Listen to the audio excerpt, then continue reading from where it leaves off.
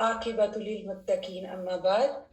मैं आपको दुआ के सेशन में वेलकम कहती हूँ। कैसे हैं सब अहलुल कुरान? अल्हम्दुलिल्लाहि रब्बिल आलमीन।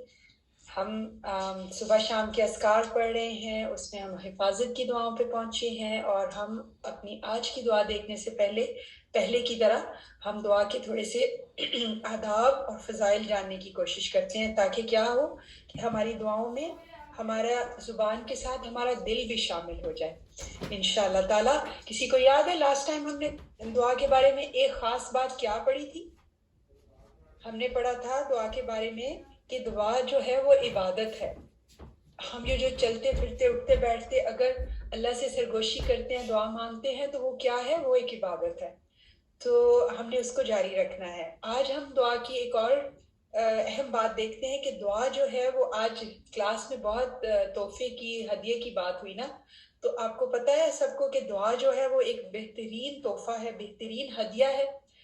हम जिंदगी में हर चीज में अपने हमारे रोल मॉडल नबी करीम सल्लल्लाहु अलैहि वसल्लम हैं, तो हम उन्हीं के उससे देखते हैं कि नबी करीम सल्लल्लाहु अलैहि वसल्लम जो है वो अपने सहाबा को ऐसे ही तोहफे दिया करते थे। नबी करीम सल्लल्लाहु अलैहि वसल्लम क्या करते थे? उनकी सुन्नत से, उनकी सीरत से पता चलता है कि जब भी कोई सहाबा इकराम आप सल्लल्लाहु अलैहि वसल्लम उनकी खिदमात से, दीनी खिदमात से खुश होते तो उन्हें बेपनाह दिल से दुआ का तोहफा देते। जैसे एक जंग तबूक के मौके पर ये हुआ कि दौरान सफर जंग का सामान जो था वो खत्म हो गया और सब लोग परेशान थे। जंग का एक मामला ही पहले ही ऐसा एक माहौल होता है।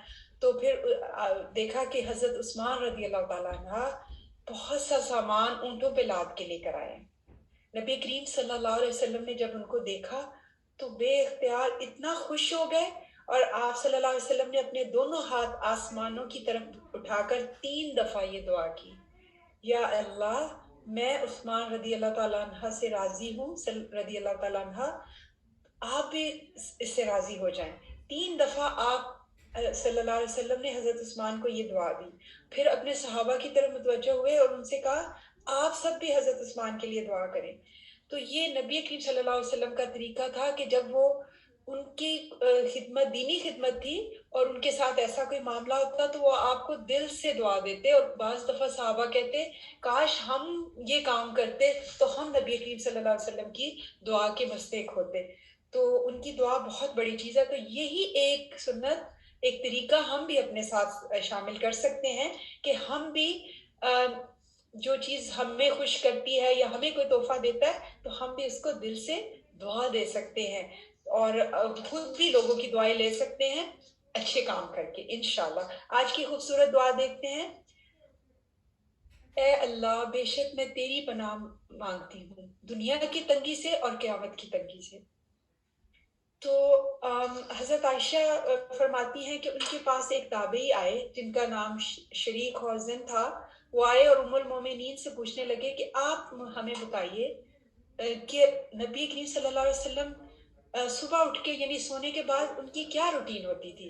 तो हज़रत आयशा फरमाने लगी, उनको बताया कि वो सबसे पहले 10 बार अल्लाहु अकबर कहते, 10 बार अल्हम्दुलिल्लाह कहते, 10 बार सुभान अल्लाहि व बिहम्दिही कहते, 10 बार सुभान अल्लाहिल मलिकुल कुद्दूस कहते, 10 बार इस्तग़फ़ार पढ़ते, 10 बार ला इलाहा इल्लल्लाह कहते। उसके बाद ये दुआ पढ़ते, अल्लाहुम्मा इन्नी अऊज़ु बिका मिन दिक़िद दुनिया व दीक़ी यौमिल क़ियामा। ठीक है? तो वो ये दुआ आप सुबह में पढ़ते। तो पहले जो 10-10 बार वो सारी अल्लाह की तारीफ करते, सुभान अल्लाहि व बिहम्दिही और ला इलाहा इल्लल्लाह, ये सारी अल्लाह की बड़ाई बयान करके फिर ये दुआ मांगते। तो हम भी इसको सुबह शाम के अस्कार में ये मांग सकते हैं। तो दुआ में देखते हैं कि क्या मांगा जा रहा है, दुनिया में तंगी का क्या मतलब है और आखिरत में तंगी का क्या मतलब है। तो दुनिया की तंगी में देखें, क्या होते हैं हम में से कोई लोग तंग कुछ चीजों से? तंगी आती है ना डिफरेंट तरह की। और जैसे रिस्क की तंगी है। बाज़ दफ़ा ऐसे होता है कि आपकी जो भी आप तिजारत करते हैं, नौकरी करते हैं, वो चली जाती है तो दिल एक उसमें परेशानी में ऐसा तंग हो जाता है, اور سمجھ نہیں آتی کہ آگے آگے حالات میں کیا ہوگا. یا یہ ہوتا ہے کہ کبھی کبھی آپ کے دل کے اندر کی بھی کچھ چیزیں ہوتی ہیں نا، بیماریاں ہیں دل کی، جیسے بخل ہے، آپ کے پاس ہے سب کچھ مگر آپ دینا نہیں چاہتے، تو یہ بھی ایک دل کی تنگی ہے. بعض دفعہ ایسے ہوتا ہے کہ زمین آپ کے لیے تنگ ہو جاتی ہے، ویسے تو وہ وسیع ہے لیکن آپ کے لیے تنگ ہو گئی ہے. کیسے کہ جیسے آپ نے دیکھا پچھلے دفعہ تھوڑی دیر پہلے کی بات ہے، جو سیریا ہے اس کے ساتھ کیا معاملہ ہوا کہ مطلب کوئی جنگ ہو جائے اس ملک میں، ساری زمین ہے. مجھے کچھ سیرین لوگوں سے کافی ان کے ساتھ رہا میرا رابطہ، تو انہوں نے بتایا کہ ہمارے پاس بڑے بڑے گھر ہیں، گاڑیاں ہیں، لیکن ہماری سب بیکار ہو گئی ہیں.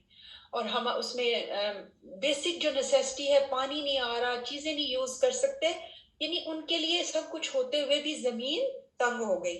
اور بعض دفعہ ایسے ہوتا ہے کہ ہمارا گھر بڑا ہوتا ہے، سب کچھ ہے، جگہ کی وسعت ہے، لیکن ہمارے دل کے اندر ایسی پریشانیاں، ایسا ڈپریشن، ایسی تنگی ہے کہ ہمارا گھر بڑا ہوتے ہوئے بھی ہمارے لیے تنگ ہو جاتا ہے. اللہ تعالیٰ ہم سب کو محفوظ رکھے. اور بعض دفعہ ایسا ہوتا ہے کہ دل کی ایسی بیماریاں ہیں کہ اس میں ہمارا سینہ گھٹ جاتا ہے، اور مختلف طرح کے خوف، مختلف طرح کی جو فوبیاز ہیں ان کی وجہ سے ہمارا سینہ گھٹ جاتا ہے. تو یہ سب تنگیاں ہیں.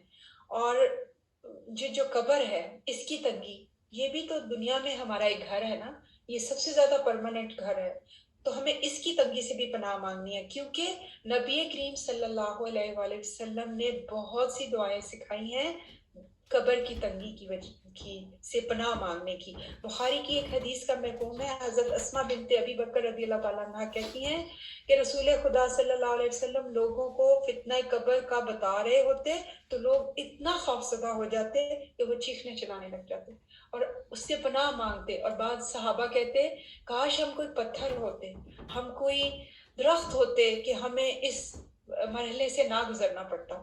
تو یہ اس کی قبر کی تنگی جو اس دنیا میں ہمارا گھر ہے اور اس کی تیاری اور اس سے پناہ مانگنا بہت ضروری ہے. نبی کریم صلی اللہ علیہ وسلم نے اس کی بہت یاد دہانی کرائی کہ اس کی بہت سی دعائیں بتائیں جو ہمیں جاننا ہے. کیونکہ ایک دفعہ حضرت عثمان رضی اللہ تعالیٰ عنہ کے آزاد کردہ غلام جو تھے وہ بیان کرتے ہیں کہ حضرت عثمان جب کسی قبر پر کھڑے ہوتے اس قدر روتے کہ ان کی داڑھی مبارک تر ہو جاتی. تو آپ سے عرض کیا گیا کہ آپ کے سامنے جب جنت اور دوزخ کا ذکر فرمایا جاتا ہے تو آپ اس پہ اتنا نہیں روتے، مگر قبر کے ذکر پہ آپ کو بہت تکلیف محسوس ہوتی ہے. تو حضرت عثمان رضی اللہ تعالیٰ عنہ نے پتہ کیا جواب دیا؟